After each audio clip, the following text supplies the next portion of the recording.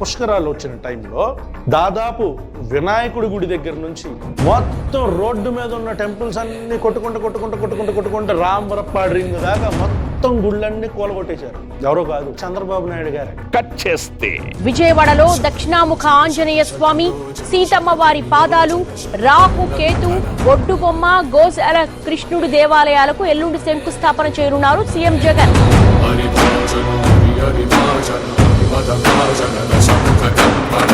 అలాగే 70 కోట్ల రూపాయలతో దుర్గగుడి అభివృద్ధి కార్యక్రమాలకు శంకుస్థాపన చేయనున్నారు.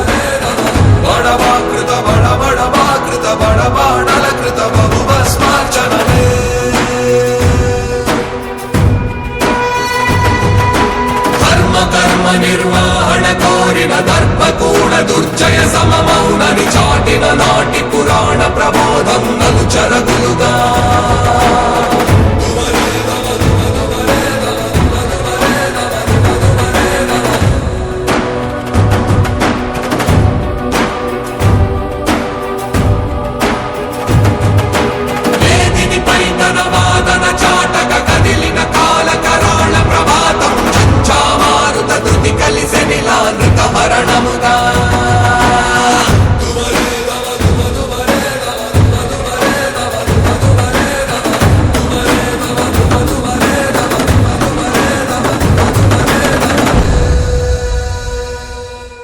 నరసరావుపేట గోపూజ మహోత్సవ కార్యక్రమంలో ఒక దృశ్యం అందరినీ ఆకట్టుకుంది.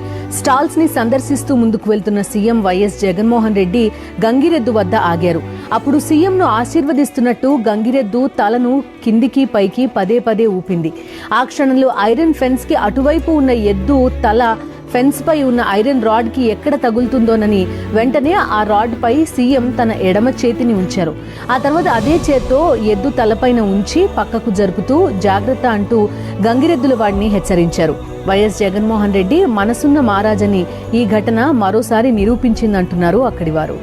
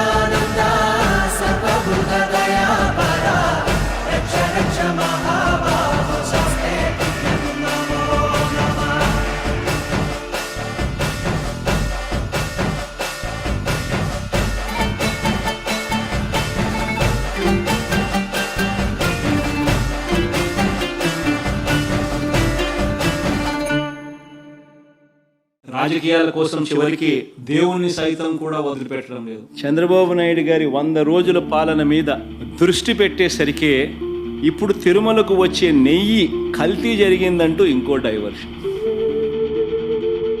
We are bringing you the facts. First of all, was animal fat used to make laddus in Tirupati? The answer is no, and we are not the ones saying it. The temple authorities themselves are. ఎందుకనంటే చంద్రబాబు నాయుడు అనే వ్యక్తి ఎంత దుర్మార్గుడు, ఎంత అన్యాయస్తుడు అని అంటే వెంకటేశ్వర స్వామి వ్యవస్థను road మీదకి తీసుకొచ్చే కార్యక్రమం చేస్తాం. టీటీడీలో తయారయ్యే లడ్డు అన్నది ప్రసిద్ధి కాంచిన గొప్ప పరిణామం అని చెప్పాలి.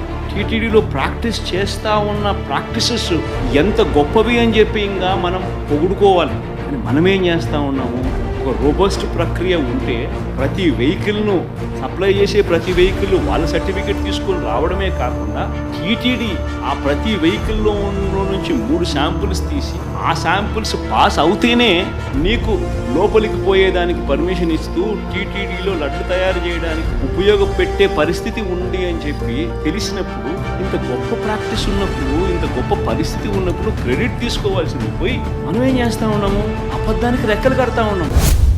తిరుపతి సమీపంలోని పేరూరు బండపై కొలువైన వకుళమాతకు పూర్వవైభవం వచ్చింది. పునరుద్ధరించిన ఆలయాన్ని సీఎం వైఎస్ జగన్మోహన్ రెడ్డి ప్రారంభించారు. అమ్మవారిని సీఎం తొలి దర్శనం చేసుకున్నారు. సంప్రదాయ పద్ధతిలో పంచకట్టుతో ఆలయానికి వచ్చిన సీఎంకు పూర్ణకుంభంతో ఆలయ అధికారులు స్వాగతం పలికారు. ఆలయ ఆవరణలో సీఎం వైఎస్ జగన్మోహన్ రెడ్డి మొక్క నాటారు.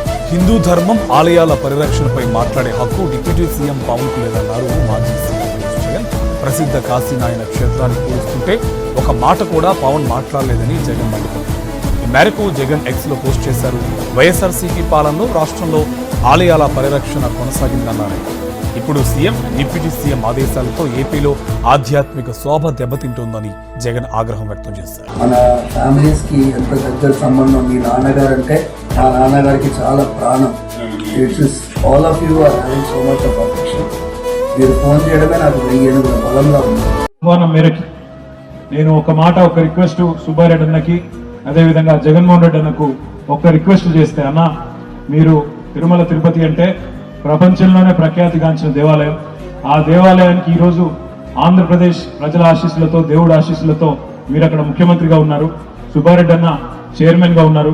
మరి ఈరోజు ఇక్కడ కొన్ని పురాతన దేవాలయాలు, ఎంతో ప్రశస్తి కలిగిన దేవాలయాలు, ఎంతో ప్రభ కలిగిన దేవాలయాలు ఈరోజు కొన్ని డబ్బులు ఇచ్చి మనం బాగా చేస్తే చక్కగా అవి కూడా వెలుగుతాయి, మీ ఆశీస్సులు ఉండాలని ఒక మాట జగన్ అన్నను, సుబ్బారెడ్డి అన్నను కోరితే వెంటనే ఒక సెకండ్ కూడా ఆలోచించకుండా డబ్బులు ఇవ్వడమే కాదు, ప్రత్యేకంగా ఈ కార్యక్రమానికి వచ్చేసినందుకు గౌరవనీయులు సుబ్బారెడ్డి అన్నకు, మా ఆంధ్రప్రదేశ్ రాష్ట్ర ముఖ్యమంత్రి జగన్మోహన్ రెడ్డి అన్నకు కూడా ఈ సందర్భంగా హృదయపూర్వకంగా నేను గట్టిగా చప్పట్లతో వారికి కూడా ధన్యవాదాలు చెప్పాలని కోరుతాను.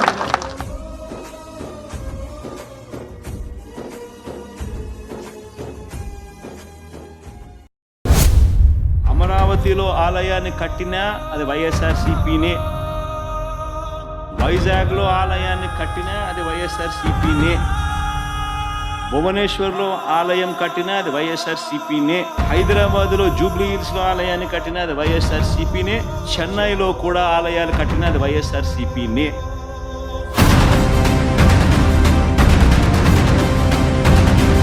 చివరికి అమెరికాలో కూడా ఆలయ నిర్మాణానికి మా హయాంలోనే టీటీడీ సహకరించింది.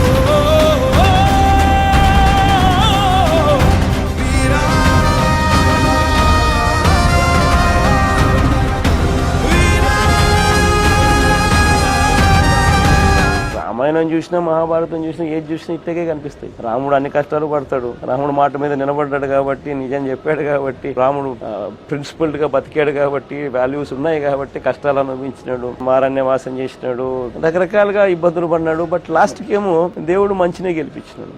మహాభారతం చూసినా కూడా అంతే. పాండవులంతా నిజాయితీ వైపు, నిజం వైపు, ధర్మం వైపు ఎక్కువ నిలబడ్డారు. అటువైపులేమో శకుని, వీళ్ళంతా కౌరవులు, వీళ్ళంతా అన్యాయం చేసేవాళ్ళు, మోసం చేసేవాళ్ళు, అన్ని జరుగుతాయి. టెంపరీగా వాళ్ళదే విజయం సాధించినట్టుగా అనిపిస్తుంది. లాస్ట్కి వచ్చేసరికి దేవుడు మళ్ళీ మంచినే గెలిపిస్తాడు. నిజాయితీని, మంచినే, న్యాయాన్నే, ధర్మాన్నే ఎప్పటికైనా గెలుస్తాడు.